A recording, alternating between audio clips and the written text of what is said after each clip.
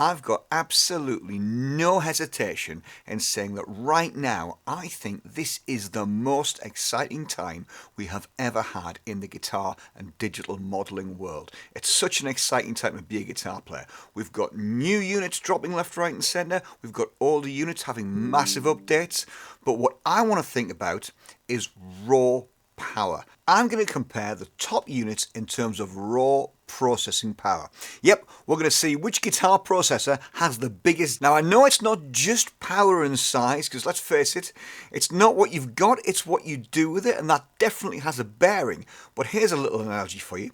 If you've got a big stick and you can whack it further and faster than anybody else, you've got an advantage. For instance, if I hit my driver 100 yards further down the fairway than you hit yours, if we're both just as good in our short game, I've definitely got an advantage, haven't I? And you thought it was going to be a rude analogy, didn't you? So I'm going to look at some of the most powerful units on the planet right now, and we're going to rank them in order of processing power. Now, don't get offended if your favourite unit has been missed out. Can't cover everything, but I've taken what I think are probably the biggest and the best and the most interesting. Now, obviously this is going to be hyper geeky, but they've been ranked in the following ways. So, first of all, the processor architecture, which means basically what and how many processors they've got. The clock speed, so how fast they are. The number of cores. Estimated gigaflops, so bigger is better. And to round it off, we'll look at the number of amp models, effects, and the manufacturer's recommended price.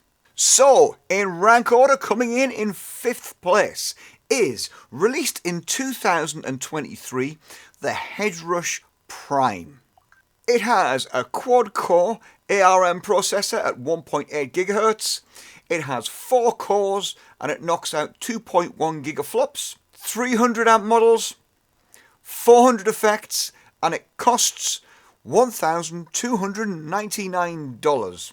Now this does come in a couple of flavours. There is the full fat version, which to be fair is enormous. I think I need a wider camera angle to show you. Then there's a couple of cut down versions that have the same processing power but in a more compact box with less pedals, which is an interesting idea and probably a good one for a lot of people.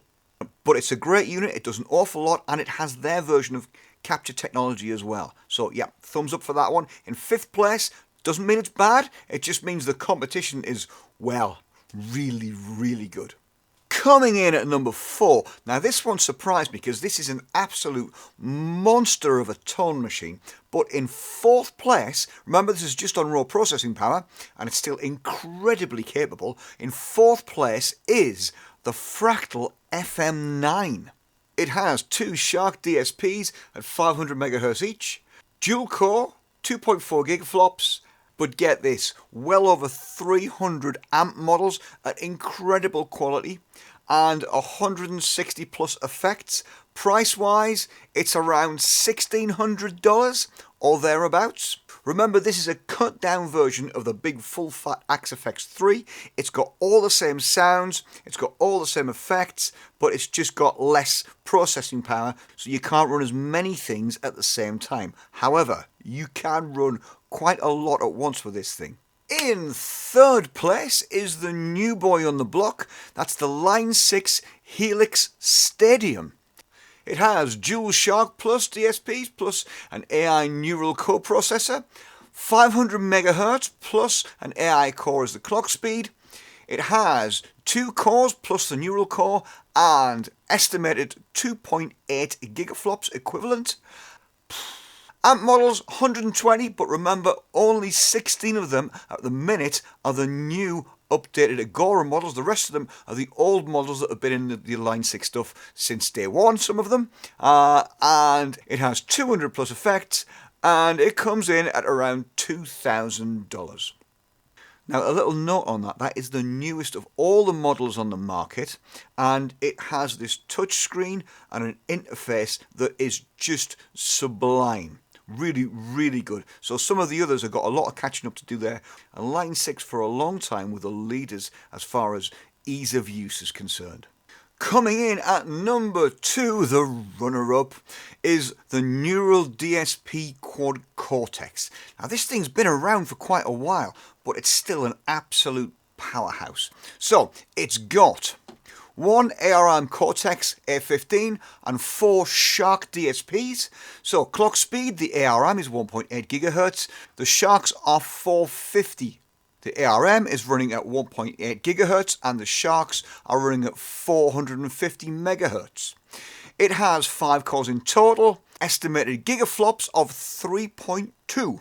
It's got around 50 amp models and it does capturing exceptionally well, which is really its thing, isn't it? It does 70 effects and its price is around $1850.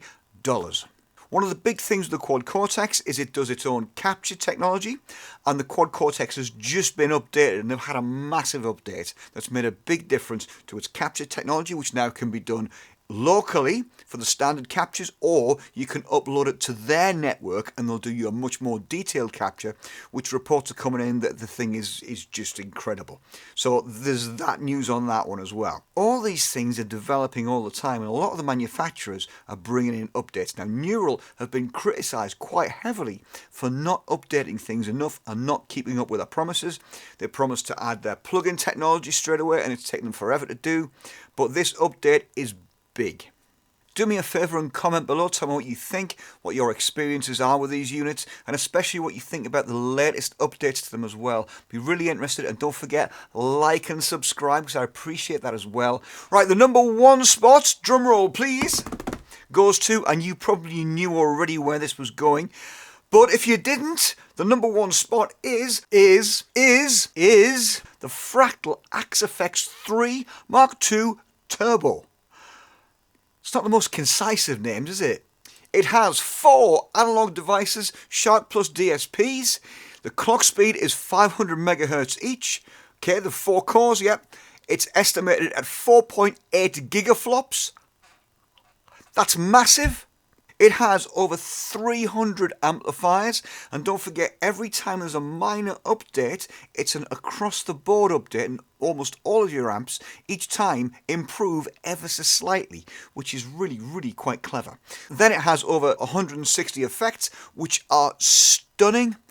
And the price, okay, it's not the cheapest. The price is $2,300-ish. So, that's the rankings. Now, what do you think? So there you go, top 5 modelers at the end of 2025, going into 2026. What are your thoughts on these? Remember, it's not necessarily the power that makes it the better modeler. However, that is a big advantage because obviously more power, you can do more. But there's also other factors, ease of use, portability, all those other things, the I/O.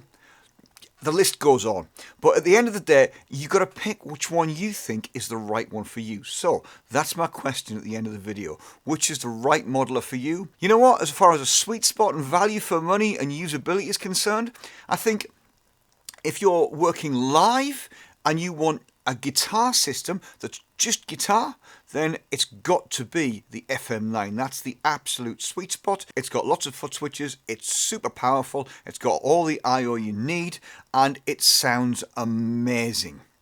If you're a solo performer, or if you want to do a little bit more than just play guitar, for instance, you want to run tracks and things like that, the Helix Stadium could well be a contender. It's got this showcase mode coming soon, which will enable you to do a lot more than that. It's not there yet, so maybe hang fire, but that could be an interesting one if you're doing something that's not just playing guitar, if you want to play back tracks and do other things as well. And if you want raw power in a rack mount system, it's got to be the Axe-Fx III, hasn't it?